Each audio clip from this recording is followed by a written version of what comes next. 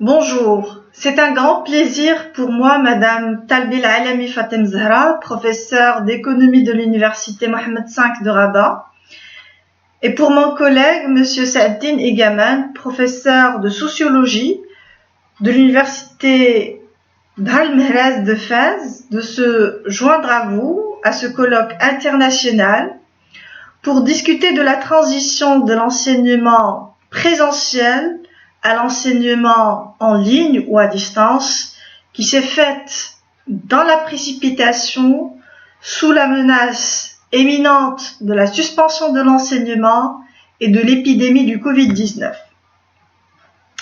Cette menace porte en effet les germes d'une opportunité qui nous pousse tous à sortir de notre zone de confort pour aller repenser l'exercice de notre activité.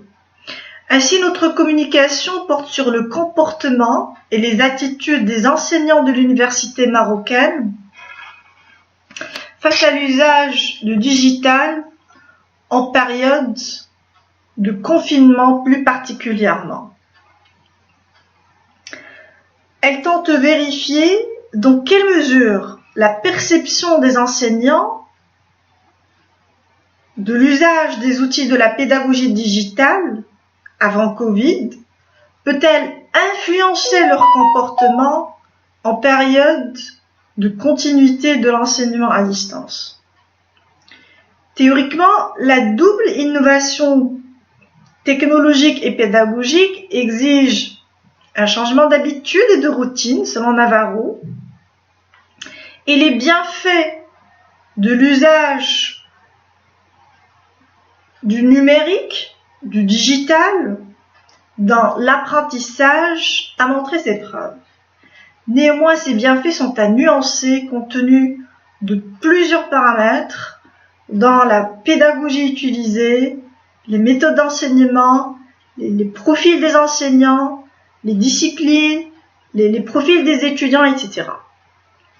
Alors, pour répondre à cette question, on va présenter dans un premier temps la méthodologie choisie pour mesurer le comportement de l'enseignant, les hypothèses de recherche et les variables explicatives qui en découlent à côté de l'échantillon de l'étude qui sera présenté dans un deuxième temps et puis dans un dernier temps, on va vous présenter les résultats de l'étude qui seront discutés. Alors, la variable à expliquer qui est le comportement de l'enseignant est approchée par un proxy qui est l'implication de l'enseignant dans les deux niveaux, dans les deux activités qu'il exerce, à savoir l'enseignement pris à part, l'activité d'encadrement des mémoires de licence, de master et les thèses de doctorat, et enfin dans les deux activités à la fois, c'est ce que nous avons appelé l'implication globale de l'enseignant.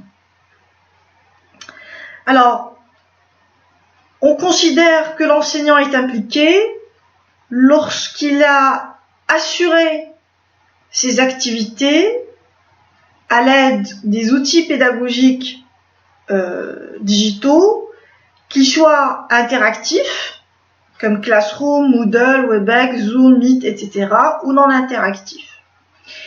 Et on considère que l'enseignant est non impliqué si il s'est cantonné uniquement à l'envoi de son cours en format PDF ou PPT. Alors, pour les hypothèses de recherche qu'on a opérationnalisées par le choix de variables explicatives, alors dans un premier temps, nous avons l'accompagnement de l'établissement dans la mise des cours en ligne. Parce qu'on estime que l'implication de l'établissement influence l'implication de l'enseignant. La motivation par la carrière, et là, c'est à travers deux variables, l'âge et le grade, l'accès à Internet, la perception de l'enseignant sur l'usage de l'outil de la pédagogie digitale avant la période du confinement, et puis la maîtrise des NTIC est l'une des variables déterminantes de l'implication de l'enseignant, et puis l'usage de l'outil de la pédagogie digitale avant la période du confinement, avant la période du Covid. Comme vous le savez, l'expérience influence la perception et influence le comportement des individus. Alors, l'échantillon sur lequel porte l'étude est constitué sur la base d'un questionnaire composé de 49 questions auxquelles 202 enseignants ont accepté d'y répondre en ligne.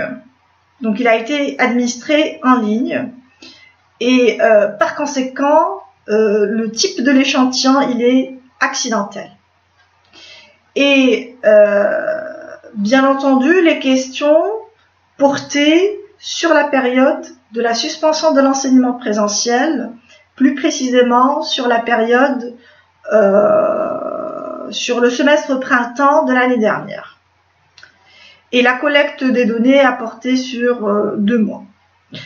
Voilà, à présent, je cède la parole à mon collègue Saadettin Igamal pour vous présenter les résultats de l'étude et avant les caractéristiques de l'échantillon. Bonjour, merci beaucoup Madame Talbia Alami. Je vais enchaîner par présenter les principales caractéristiques de l'échantillon avant de présenter les principaux résultats. L'échantillon, il s'agit bel et bien d'un échantillon accidentel, composé majoritairement des enseignants de l'université Mohamed V de Rabat, à hauteur de 53,5%.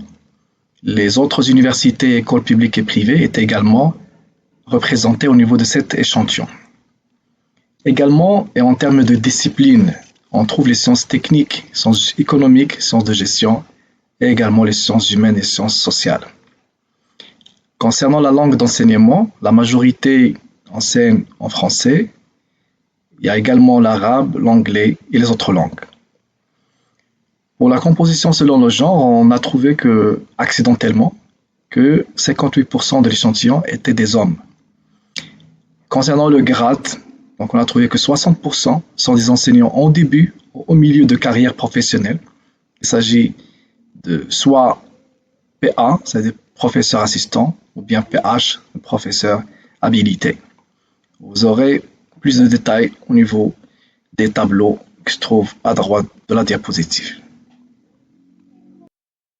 En reprenant les déclarations des enseignants sondés, on trouve qu'avant le confinement, plus de la moitié de l'échantillon maîtrise les nouvelles technologies de l'information et de communication, mais environ seulement le 1/4 des enseignants avaient bénéficié d'une formation aux outils pédagogiques. Alors que pendant la période de confinement, plus de la moitié avaient utilisé des outils imposés par leurs établissements. Et donc, ça c'est important. Et aussi, on trouve que, d'une manière générale, les enseignants avaient une prédisposition et avaient les moyens pour s'impliquer dans l'enseignement à distance. 70% disposent dans sa maison d'un espace de travail adéquat et plus de 80% des enseignants disposaient d'une connexion Internet Wi-Fi. Voilà, au niveau du questionnaire, il y avait plusieurs questions à propos de l'expérience d'enseignement à distance pendant la période de confinement et après la période de confinement. Parmi les questions se trouvent celles relatives à l'utilisation et à l'abstention à l'utilisation des outils digitaux. Parmi les causes d'utilisation évoquées par les professeurs sondés, on trouve l'obligation morale et la flexibilité et bien d'autres causes avec des degrés moins importants. Alors que les causes d'abstention, on trouve l'absence de droit d'auteur et deuxièmement que le travail à distance est un travail prenant. Après la période de confinement, on a posé la question concernant le niveau de satisfaction des enseignants de leur propre expérience d'enseignement à distance. On a trouvé que plus de 70% des enseignants étaient satisfaits ou très satisfaits de leur expérience personnelle.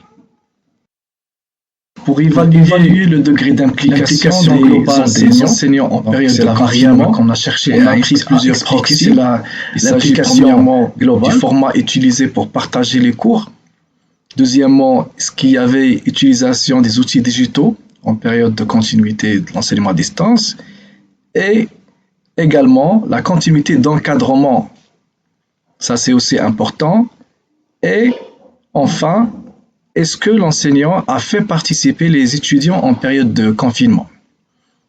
En général, on a trouvé que les enseignants étaient fortement impliqués, à hauteur de 53,5%.